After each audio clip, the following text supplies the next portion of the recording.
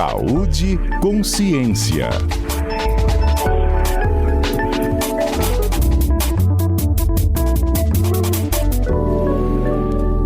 Acho que pela vinhetinha os ouvintes já mataram a charada, né? De quem está voltando à programação. Quem está nos assistindo já dá para ver Etel. Para quem não está nos assistindo, ela vai dar meu bom dia aqui, o nosso bom dia, e todo mundo já vai descobrir. Etel está de volta, gente. Bom dia, Fernanda. Bom dia a todos os ouvintes da CBN Vitória que estão nos acompanhando aqui. Um prazer estar de volta, Fernanda. Nossa, a honra é nossa. Você não imagina como a gente ficou assim, aquela saudade, sabe?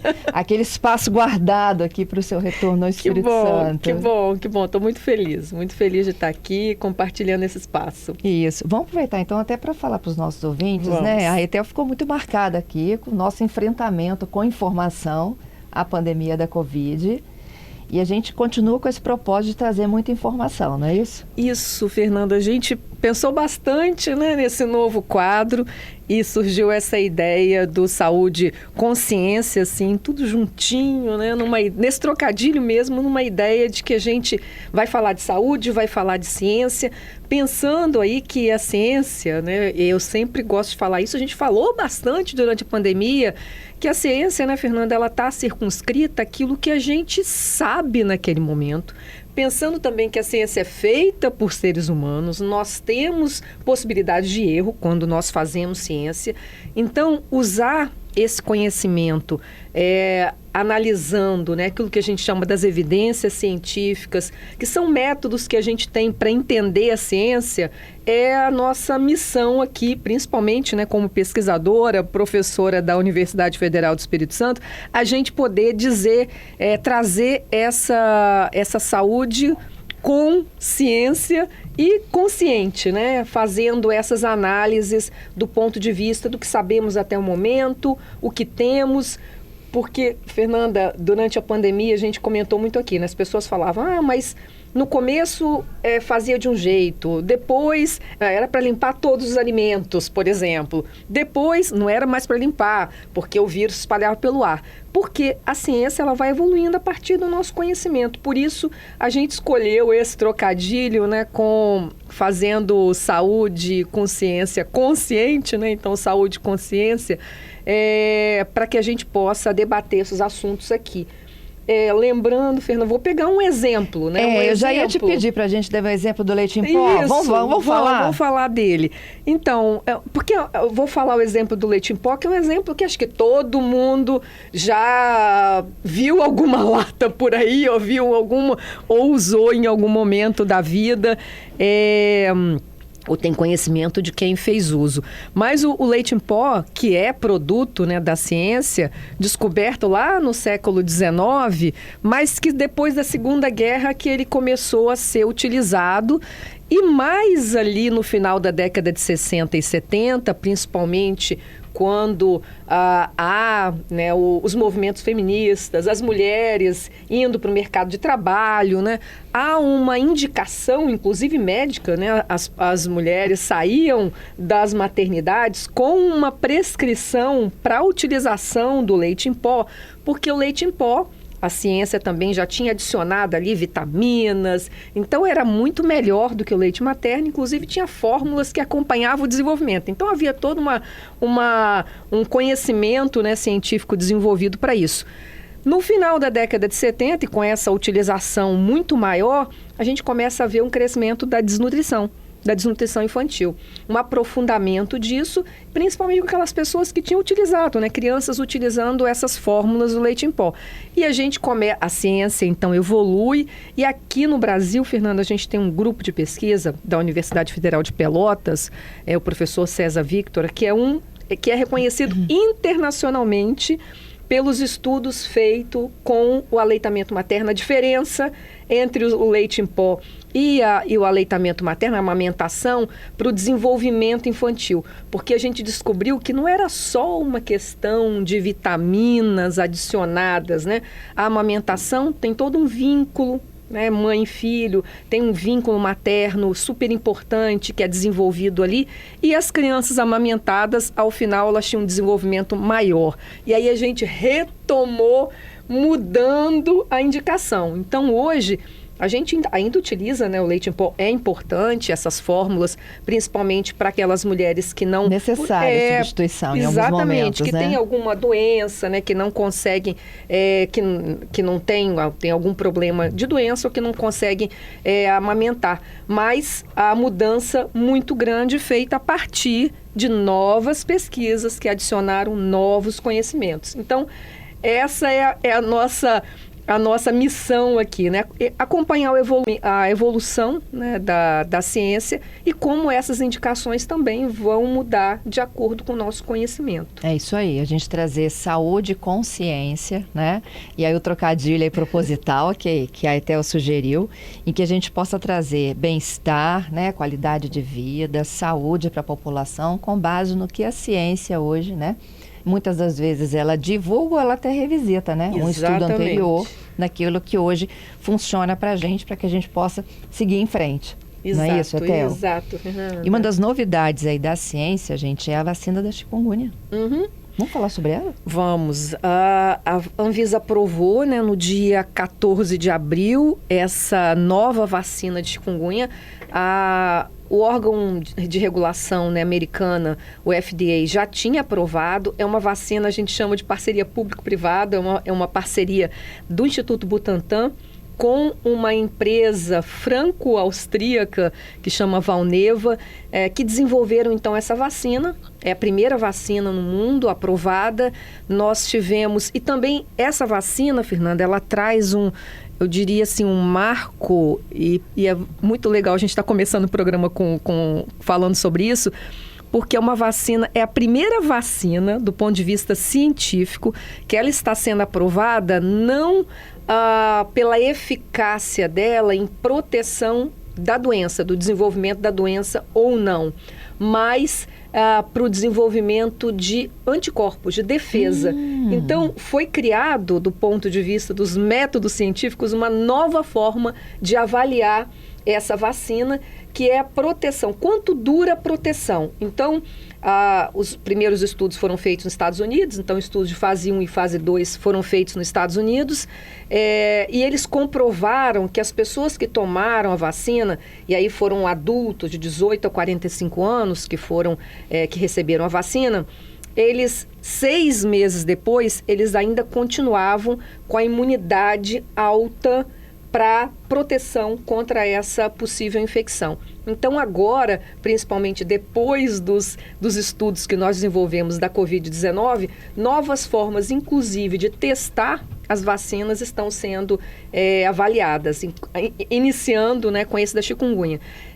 Aqui o Butantan também fez no Brasil um estudo de fase 3, foi feito nos Estados Unidos, foi feito outro aqui no Brasil, que está ainda em andamento, mostrando que as pessoas que receberam essa dose da vacina, 6 meses depois, agora acompanhamento até 1 ano, continuam com uma alta proteção acima de 98% contra a infecção desse vírus chikungunya, que é uma doença, Fernanda, só o ano passado nós tivemos mais de 600 mil casos no Brasil, e é uma doença que, apesar de não ter uma mortalidade muito alta, como a dengue, se a gente colocar ali, é uma arbovirose também, transmitida pelo mosquito, né, pelo Aedes aegypti, e nós, apesar de não ter mortalidade alta, ela provoca uma doença, principalmente nas articulações, que torna algumas pessoas incapazes para o trabalho. Então, é uma doença que é muito incapacitante e, por isso, ter uma vacina contra ela eu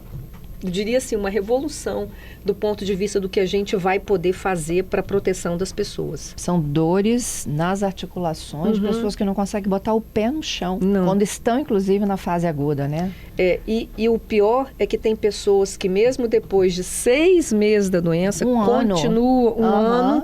E são incapacidades que podem ficar, a gente não sabe, né? Está acompanhando principalmente essa última epidemia do ano passado, que foi uma epidemia onde a chikungunya se espalhou muito. Ela antes, quando ela entrou, ela estava muito restrita mais no norte e nordeste, mas a partir de 2023 ela teve um espalhamento muito grande no Brasil, inclusive aqui no sudeste, né? Em Vitória, aqui no Espírito Santo, nós tivemos muitos casos. e pessoas que estão com sequelas importantes dessa doença. Etel, e aí quando você pede o registro da vacina, significa que ela está na porta de entrar no sistema, né? Isso. Ainda falta um tempinho para chegar no braço das pessoas. Então, vamos entender um pouquinho o que acontece.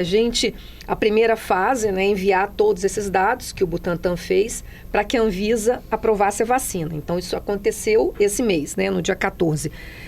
Agora começa um processo de avaliação do Ministério da Saúde, da Comissão Nacional de Incorporação Tecnológica, a CONITEC, que reúne especialistas, né, do Brasil inteiro, em diversas áreas, tanto do público quanto do privado, para avaliar custo-efetividade. Para quem que essa vacina vai ser comprada? É claro que a vacina tem um custo. O Sistema Único de Saúde, ele sempre avalia para que público deve ser feita aquela vacina, de acordo com quem vai se beneficiar mais, quanto custa, quanto de dinheiro há disponível. Então, tudo isso é colocado na análise.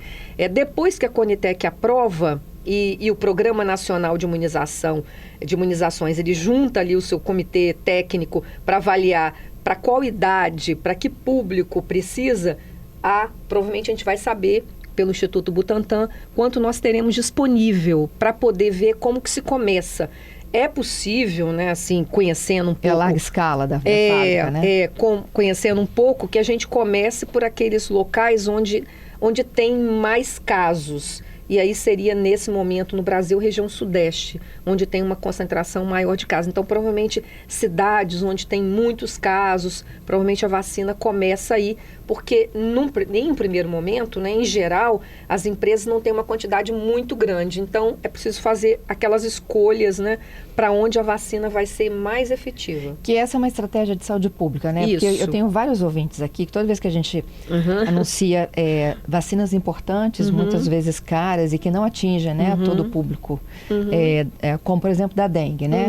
Eu tenho uma ouvinte aqui que volta e meia ela me cobra assim, poxa vida, já que tem dose sobrando, tinha dose até vencendo, por que não deixa para a população de um modo geral? Como que é essa dificuldade de vocês chegarem a um público-alvo e tentar administrar isso para todo mundo? É uma tarefa complexa, né? Porque você tem que entender, não tem para todo mundo, então é preciso fazer uma análise de quem vai se beneficiar mais. No caso da vacina contra a dengue, houve uma indicação, né, da Organização Mundial de Saúde, que também tem um grupo técnico assessor para a imunização, de que público ela seria mais adequada, e foi o público indicado de 6 a 16 anos. Apesar de, nos estudos da vacina, ela ter sido administrada com pessoas até 59 anos. Mas há ainda algumas dúvidas de pessoas que tiveram dengue, se elas receberem a vacina, se isso poderia, numa outra infecção, ter uma gravidade. Então, há algumas dúvidas do ponto de vista científico que a Organização Mundial de Saúde indicou para esse público de 6 a 16. Isso não quer dizer que vá acontecer alguma coisa, mas é sempre... Quando a gente vai tomar uma medida de saúde pública, a gente sempre vai pela parte mais conservadora do ponto de vista de segurança daquela vacina. Até que a gente tenha mais dados que nos indiquem que a gente pode dar um novo passo. Então, assim, é o que a gente estava conversando. A ciência vai caminhando, é como se fosse um muro, você vai colocando tijolinhos ali. Então, o conhecimento vai sendo construído assim. E nesse momento a gente tem mais informação desse público de 6 a 16, por isso que foi indicado pela Organização Mundial de Saúde.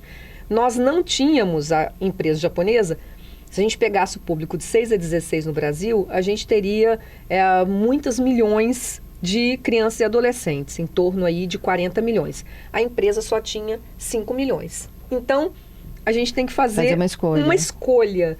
Analisando os dados desse grupo de 6 a 16, quem mais se beneficiaria? A gente fez toda uma análise de quem adoecia, quem internava, e a gente viu que era 10 a 14 no Brasil, né? Então, esse foi o público indicado. É o recorte. Só que não tinha vacina para todo mundo no Brasil todo. Então, como é que você vai? Você vai colocando nas cidades onde tem maior problema para ir crescendo a partir do momento que a empresa vai entregando uma vacina. Então, as análises são feitas do ponto de vista científico e também analisando o que é possível em termos do que a empresa tem para entregar, né? Do que tem de disponível. Então, é uma análise e você tem que ir também, ao longo do tempo, analisando esses dados para ter mais evidências. E é isso, gente. Aqui tem evidências científicas, tá? Toda terça-feira, ao vivo, com a nossa querida Etel Maciel, voltando ao nosso CBN Vitória. As sugestões também chegam por vocês, o que vocês gostariam de ouvir, né, na participação da Etel, pelo 992994297.